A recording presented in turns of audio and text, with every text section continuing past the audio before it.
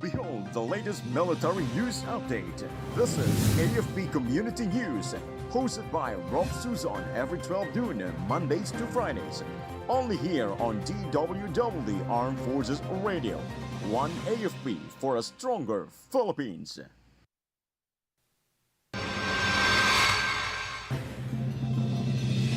Philippine Navy launches first locally assembled attack craft. 8ID condemns soldiers killing in northern summer clash. Over 100,000 Pogo workers still pending deportation, says BI. Another tropical storm forecast to winter Philippines as Zophel whips northern Luzon.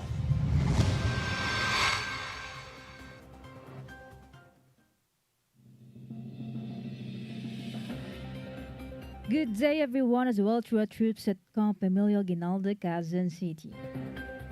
Today is Thursday, November 14, and we will bring you the latest news from the armed forces and other information around the Philippines. I am Rofh Suzon for AFP Community News.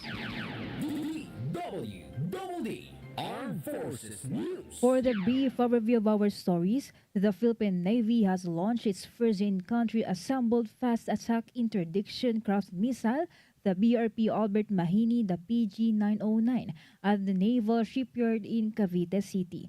Navy Chief Vice Admiral Toribio Adasi Jr. hailed the launch as a step forward in national shipbuilding under the Self-Reliant Defense Posture Program. This Officer-class vessel, built in partnership with Israel, now top speed, addressing emerging maritime threats. DWDD Armed Forces News. 8th Infantry Division condemned the death of a soldier during a clash with New People's Army rebels in Barangay Malidong, Gamay, Northern Samar. Corporal Benji Tamor, a native of Dolores, Eastern Samar, and member of the 52nd Infantry Battalion, was part of a blocking force deployed in response to NPA extortion and violence reports in the area. 8ID Public Affairs Officer Captain Jefferson Mariano said that he and his team encountered 9 NPA members, some of whom are believed to have been wounded based on blood traces found at the site. The other soldiers were injured and are receiving medical treatment, and follow-up operations to secure the area continue. The 8ID extended condolences to Tamor's family, vowing his sacrifice would not be in vain. Armed Forces Radio Report. And now let's hear a report on the ground about authorities confirm suspects' role in American vloggers' kidnapping in Zamboanga, Sibugay. Go on for the details, Shai. Yes, good afternoon. Police Regional Office 9 confirmed that one of the 3 suspects killed in an encounter with Armed Forces of the Philippines and Philippine National Police Forces had direct involvement in the kidnapping of American vlogger Eliot Eastman. According to PRO 9 spokesperson, Police Lieutenant Colonel Helen Galvez, Abdul Sahibad was identified as part of the group that abducted Eastman from his home. 2 other deceased suspects, Fahad Sahibad and Morsid Ahud, reportedly aided in the kidnappers' escape. PRO 9 continues its search for additional suspects while Eastman's status remains uncertain. This is Shai Rivera reporting for AFP Community News, One AFP for a stronger Philippines. Thank you, Shai. DWDD National News. And for our national news, the Bureau of Immigration revealed the more than 100,000 foreign Philippine offshore gaming operator employees remain undeported. During discussions on the 2025 Department of Justice budget, Senator Grace Poe highlighted that 1,379 POGO workers have been deported and 1,172 repatriated. Each case is under investigation, with workers' visas downgraded while awaiting decisions on deportation or repatriation. Poe also noted that 20,349 Filipinos were offloaded at immigration checkpoints due to various reasons, with tighter regulations in place for offloading cases. DWDD National News. The price of rice under the Rice for All program will drop to 42 pesos per kilo from 43 pesos starting tomorrow, following recent tariff cuts on imported rice. Agriculture Secretary Francisco Chu Laurel Jr. stated that prices may continue to decrease depending on global prices and the peso-dollar exchange rate. Unlike the 29 pesos per kilo rice, which is reserved for vulnerable sectors with a 10-kilo limit, the Rice for All programs is available to all consumers without restrictions. The tariff reduction was implemented by President Ferdinand Marcos Jr. last July to help lower rice prices in the country. Armed Forces Radio Report. From First CRG, let us hear some information from Joanne about Philippine Air Force NOLCOM airlift relief goods to typhoon-hit areas in northern Luzon. The Northern Luzon Command, through the Tactical Operations Wing Northern Luzon and Tactical Operations Group 2, conducted aerial relief operations delivering boxes of relief supplies from the Department of Social Welfare and Development on November 12 to 13, 2024. Utilizing 2 Black Hawk helicopters from the Philippine Air Force Air Mobility Command, 1,000 boxes of family food packs were transported to the hard-to-reach coastal areas of Macunacon, Isabela, while 1,650 boxes of relief supplies were delivered to the islands of Fuga and Calayan in Cagayan. Meanwhile, the Philippine Air Force C-130 aircraft also performed multiple sorties in the past few days to transport relief packs to Basco, Batanes that will also benefit other communities in the northernmost islands of Itbayat and Septang. On the ground, troops from the Air Force, Philippine Army, Philippine National Police, Philippine Coast Guard, Philippine Marine Corps, and civilian volunteers work hand-in-hand in loading and unloading the relief supplies. The Philippine Air Force and the Northern Luzon Command, along with other government agencies, remain steadfast in its mission to serve and support the Filipino people, especially in time of disasters and calamities, reaffirming its commitment to disaster response and humanitarian efforts across the country. This is John Sagauk reporting for AFP Community News, One AFP for Stronger Philippines. Thank you, Joanne from First CRG. DWDD National News. The report with the Valley Culture reported that Typhoon Nika has caused damage to 50 hectares of farmland in central Luzon, amounting to an estimated 860,000 pesos. The affected areas are 100% rice fields. In response, the DA has intensified efforts to assist affected farmers, including providing farm inputs and facilitating access to loans through the Survival and Recovery Loan Program under the Agricultural Credit Policy Council, or ACPC. DWDD National News. Typhoon Ophel further intensified as it neared super typhoon category. According to Pag-asa, the center of the eye of the typhoon was estimated at 215 kilometers east of Vichaga, Isabela. Tropical cyclone wind signal number 4 is now raised over Santa Ana, Gonzaga, and Santa Teresita, Cagayan. Meanwhile, signal number 3 is raised over the rest of Cagayan, northeastern portion of Isabela, and northern portion of Apayao. Armed Forces Radio Report. And more updates from Chris Bell about 6ID supports launching of Project Aspire in Maguindanao del Norte. The ceremonial opening of Project Aspire, or Assistance for Security, Peace, Integration, and Recovery for Advancing Human Security in Bangsamoro Autonomous Region in Muslim Mindanao, was held yesterday at the Gambar Peace and Islamic Development Center, Barangay Gambar, Mother Kabuntalan, Maguindanao del Norte. Major General Antonio G. Naparete, Philippine Army, Commander of the 6th Infantry Campilan Division and Joint Task Force Central, attended the event alongside Brigadier General Oriel Pancog, Commander of the 601st Brigade, and Brigadier General Michael Santos, Commander of the 603rd Brigade, as well as other key military officials.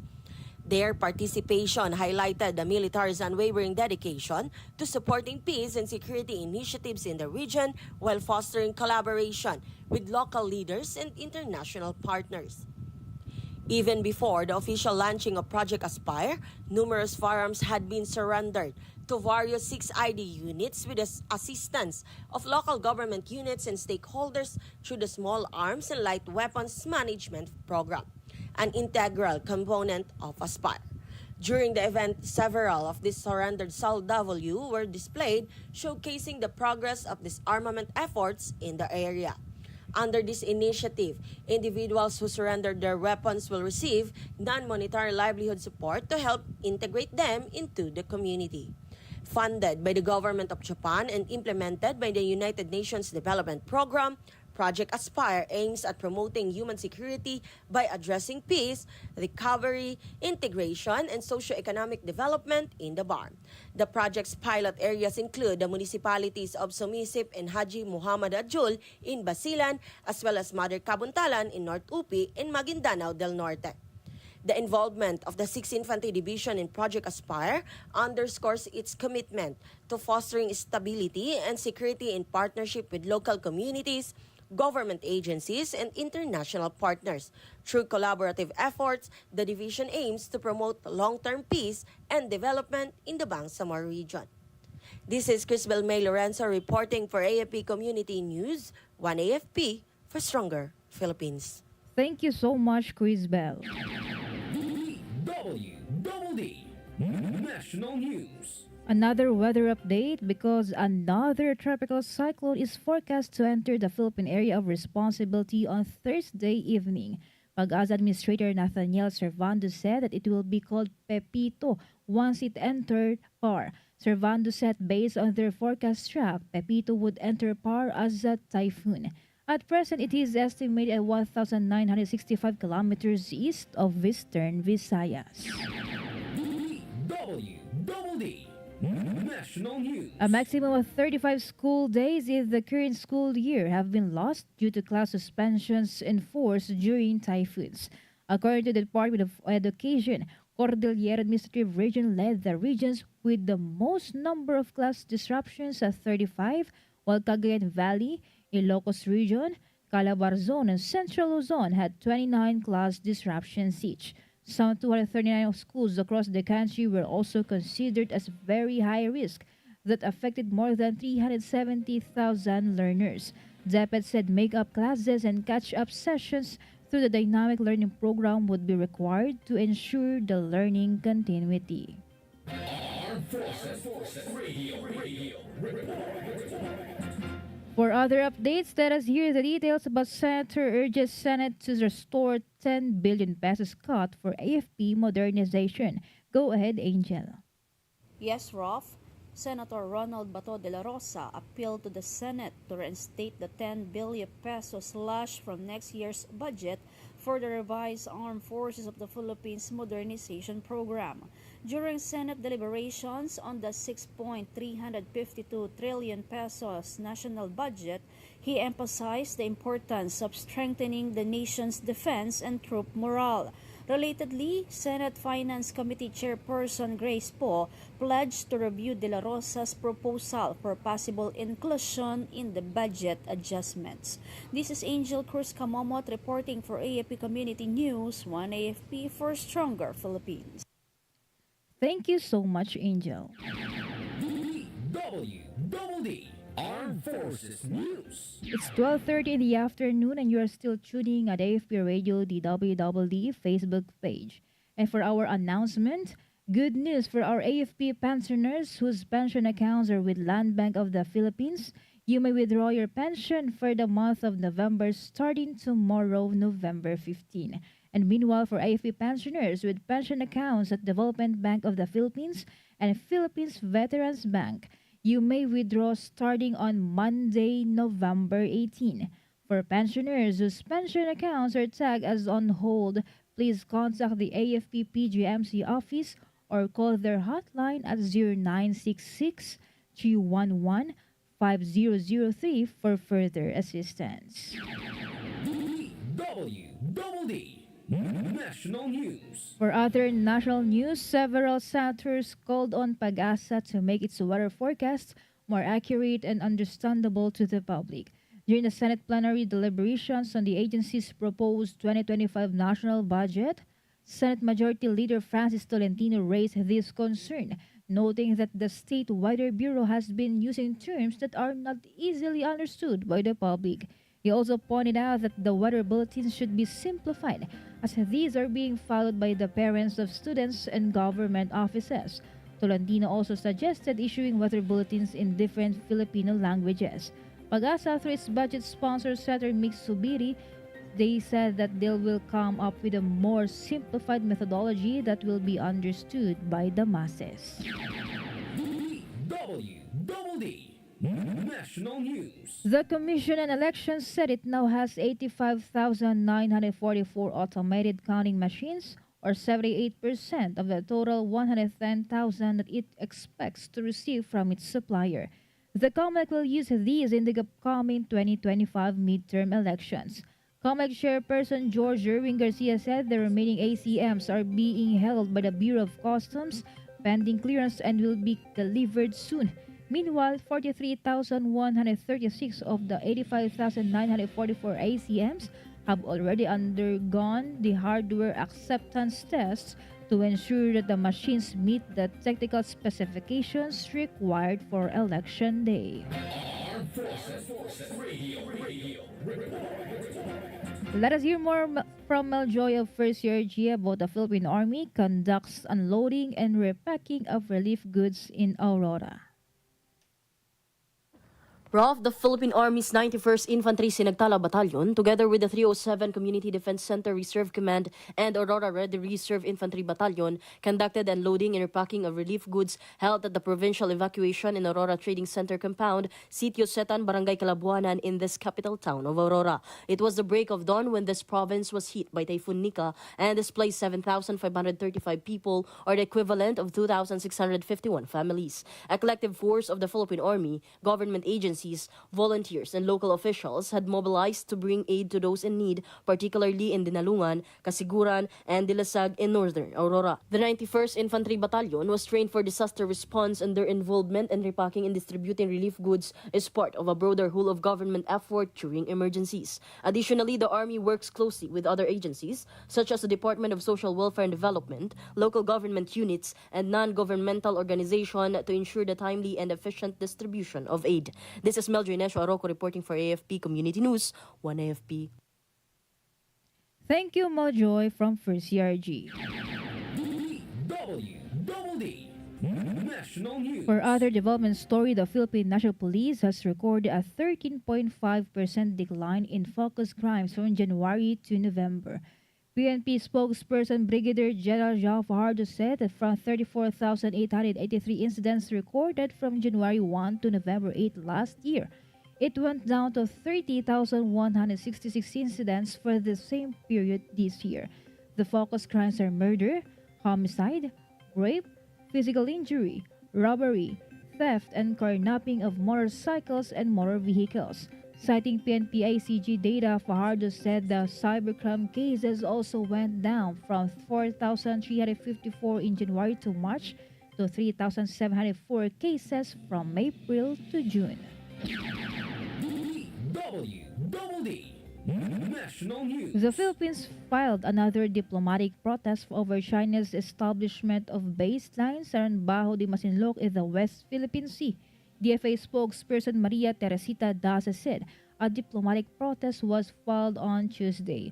Daza said that as of November 12, 2024, the number of protests filed against China was 56. From July 1, 2022 to November 12, 2024, or since President Ferdinand Marcos Jr. assumed office, the Philippines has filed a total of 189 diplomatic protests. Armed Forces Radio. And we have a report coming in from Beth Tañete about 3 MPA members surrendered to military in Agusan del Norte. 3 communist NPA terrorists surrendered to the 29th Infantry Battalion at its headquarters in the Badparan City, Agusan del Norte, turning over firearms and ammunition. Identified by alias Dizna, Ola, Darrell, and Joshua, the former rebels cited serve food storage, lack of leadership, and fear of reason for living and armed struggle. The military welcomed their return, highlighting their commitment to a peaceful integration into society. This is Betanieta reporting for the AFP Community News, 1 AFP for a stronger Philippines. Thank you, Beth Tañete. Armed Forces Radio. On the other line, let us hear more from Jay about Task Force Davao nabs suspected secret smuggler at checkpoint. Task Force Davao, in collaboration with the Davao City Police and Bureau of Customs, apprehended a suspected cigarette smuggler at the Sirawan checkpoint. The 49-year-old suspect, known as Nestor, was found transporting 117 reams of smuggled New Berlin cigarettes worth nearly 92,000 pesos in a red Ford Ranger. Both the suspect and contraband are now held at Police Station 8 for further investigation. Task Force Davao reaffirmed its commitment in curbing illegal activities and ensuring community safety. This is Jay Canyo reporting for AFP Community News, 1 AFP for Stronger Philippines. Thank you, Jay. DWDD National News. The Philippine government has summoned China's envoy to Manila. This is to protest Beijing's baseline claim over the territorial sea of waters adjacent to Panatag Shoal, a feature within the country's exclusive economic zone. DFA spokesperson Maria Teresita Daza emphasized that said baselines have no legal basis and are not binding on the Philippines. DFA had already filed a diplomatic protest against Beijing to express its opposition. DWDD National News. President Ferdinand Marcos Jr. expressed support for the use of locally made agricultural machinery to help boost production. PBBM approved the Department of Science and Technology's local manufacturing capabilities to support agri-mechanization program. DOST Secretary Renato Solidum Jr. said it would not only benefit the agricultural sector but also strengthen the manufacturing industry. He also highlighted the crucial role of the agriculture sector in the Philippine economy and its direct impact on the country's food security and livelihood. Armed Forces Radio. And let us hear more updates from Glenn about Philippine Air Force Black Hawk delivers relief supplies to typhoon-hit Cagayan communities. Yes, good afternoon. The Philippine Air Force deployed a Black Hawk helicopter to deliver over 500 family food packs to communities impacted by typhoons Marce and Nika in Cagayan. In coordination with the Department of Social Welfare and Development, Philippine National Police, Philippine Coast Guard, and local residents, the Philippine Air Force airlifted 280 FFPs to Fuga Island in Apari and 250 to Calayan. The swift delivery and unloading allowed urgent assistance to reach families in need. And this is your Glenly Gulchan reporting for AFP Community News, 1 AFP for a stronger Philippines. Thank you, Glenn. Armed Forces Radio.